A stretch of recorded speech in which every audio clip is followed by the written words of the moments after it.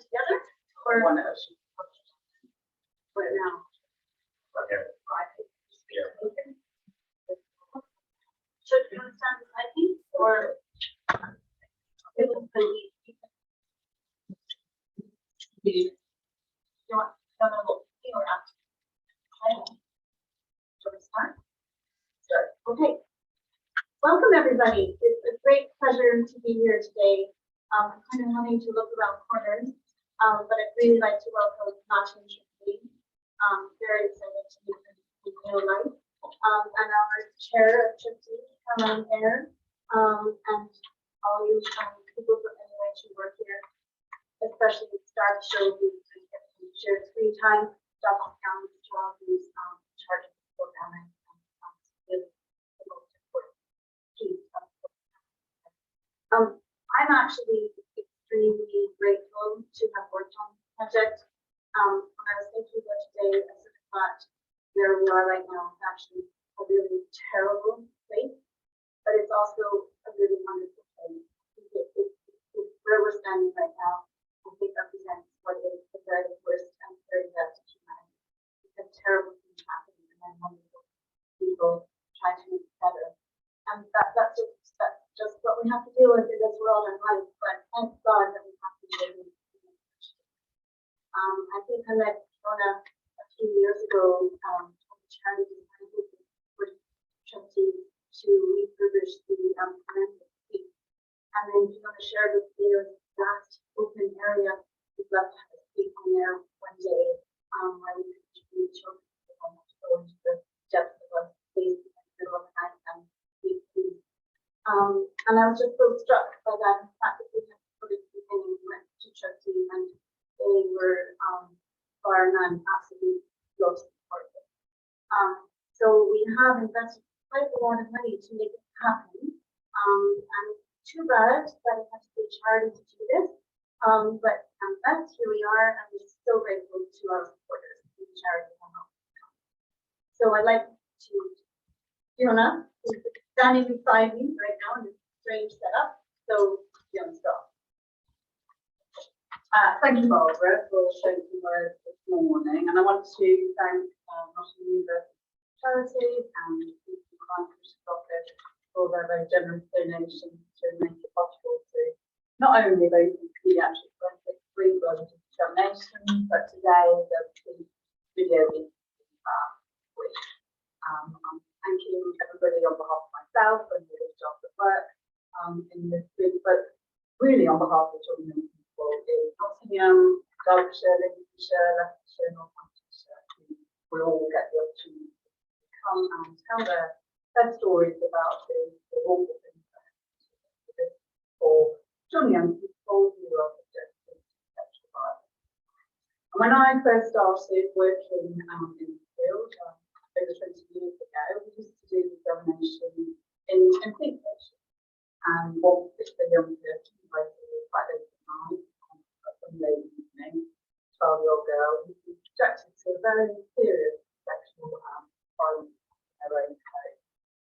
And so we examined her injury, gave her medication, treatment, and went against infection. But at that point, we didn't really have a holistic care package to watch. And so I came away from this examination feeling really upset that not only was I horrible, but also was I making it worse by giving her horrible medication that were really unwell, doing lots of blood tests to make sure we were protecting her. And then within her environment, the perpetrator lived next door, so she still lived in the about what happened with that spread within the community. And then she also had to go to court to tell her story. And so it made me reflect about, was I doing any good for this person? Well, were we being helpful or making it work? And so sort of from that moment on, I strived to really try and improve the care that we did. And so from that point, we now offer emergency contraception, screening for infections, all our children get their support and support the court.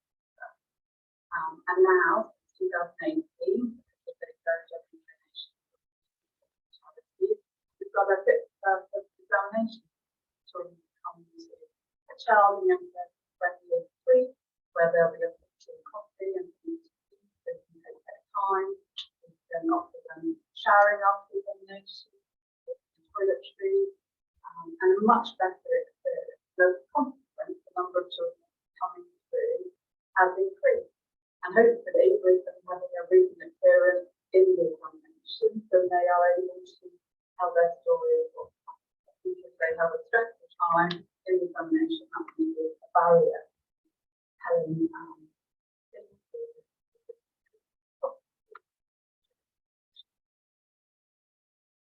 And I really do believe that this is going to make a huge improvement to the care of the Scandinavians have very similar to this.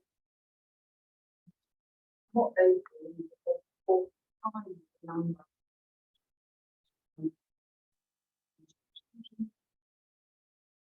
Charge 4 times the perpetrators and their fighting. So not only for that individual child assaulted, but also that protect other children.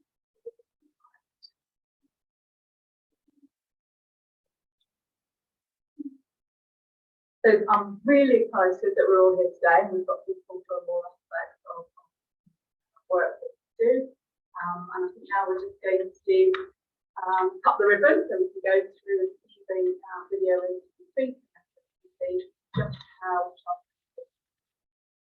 we're going to do it together.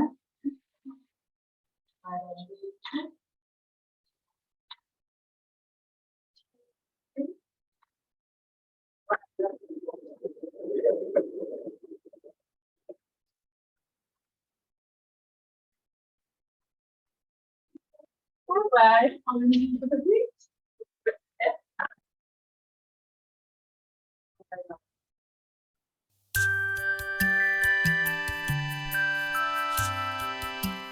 So, welcome to the Children and Young People Suite at Nottingham Children's Hospital. This is where children and young people from throughout the East Midlands come for a forensic examination after they've made an allegation of child sexual abuse or an acute assault. So the children and young people, if they need to have forensic samples collected from them, will come into this very clinical looking suite. And the reason it's like this is because we need to ensure that the forensic evidence that we collect from the children or young person relates to the crime and isn't contamination. So they'll come into the forensic waiting room, get changed in our forensically clean changing room, which they can also use as a shower after they've had the examination. And they'll now come through to this room, and in this room what we do is we weigh and measure them, we examine them for any injuries, and we record that on our video colposcope, which stays about 30 centimetres away from the child. It doesn't go into the child. And then we also collect DNA forensic samples using these forensic swabs. So they're very much like cotton wool swabs. In here we can also give treatment to protect them from ongoing pregnancy, so emergency contraception. We can give them painkillers and we can give them laxatives to soften their stools. We also encourage all of our children to start the hepatitis B vaccination, and some of our children will need post-exposure prophylaxis against HIV. So this environment will be a much more child-friendly, non-clinical environment because we don't need to ensure the forensic integrity of the child and young person. So they will come through with whoever's supporting them, so usually a parent, social worker, family or friends, and this will be a lovely waiting area with nice sofas and bean bags. We'll have a television, so smart television, so they can watch things that they like, and also electronic games. So we're going to make this very child and young person friendly. They can make themselves hot drinks, cold drinks, and have snacks, etc. to keep them going.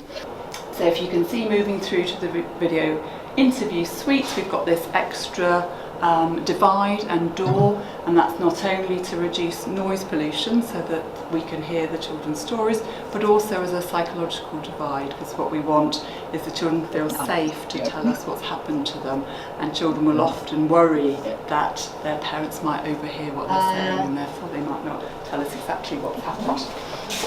So this will be in this first room is where police officers will sit, and they'll be able to watch the video taking place next door and hear what the child's saying. And they're here to advise the police officers in the video interview room about what the next question should be, because it can be quite difficult to focus on making the child feel comfortable, but also thinking about what they've said and what they need to ask the child evidentially, so that we can ensure that the child can tell us their full story. So if we move through, so this will be where the child and the intermediary and the police officers will sit. So there'll be the recording equipment in here, including microphones to pick up the children's stories, and the whole unit has got extra sound protection so that there's no noise pollution from outside and that we can't hear what's going on next door. So after the child's told us their story, they'll be able to go back and join their parents. So this is a really exciting development for our service, and one that I've been working over 20 years to develop, because what we know is children want to tell us their stories, but there's lots of barriers in the way, and I think having to move on to a police station to tell what's happened to you can often feel like perhaps the child has done something wrong, and children who are exposed to sexual violence often feel that they're responsible for that abuse, and so this is a further barrier for them telling us what's happened to them.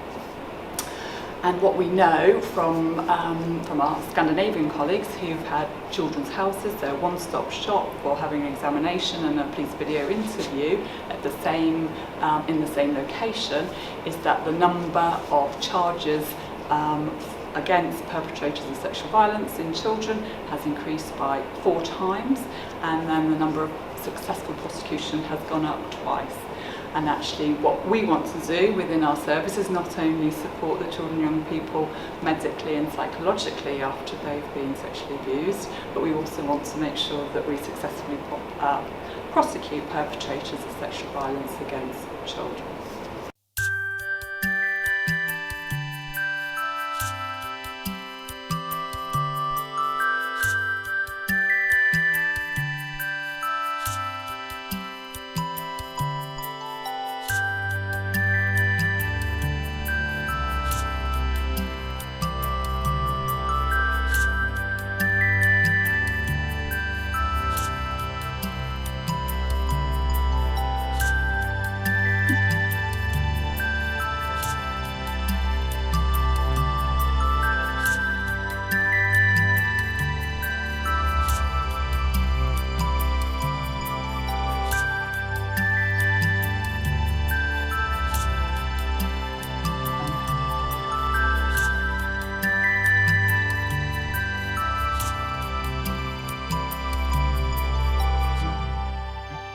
Yeah.